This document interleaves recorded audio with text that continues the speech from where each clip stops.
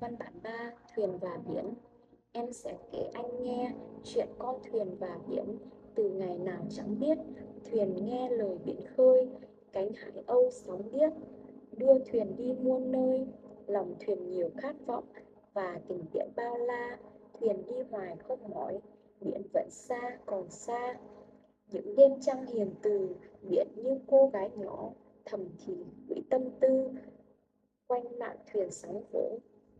Cũng có khi vô cớ, biển ào ạt xô thuyền, vì tình yêu muôn thuở, có bao giờ đứng yên. Chỉ có thuyền mới hiểu, biển mênh mông nhường nào, chỉ có biển mới biết, thuyền đi đâu về đâu. Những ngày không gặp nhau, biển bạc đầu thương nhớ. Những ngày không gặp nhau, lòng thuyền đau dạn vỡ. Nếu từ giã thuyền rồi, biển chỉ còn sóng gió. Nếu phải cách xa anh, em chỉ còn bão tố.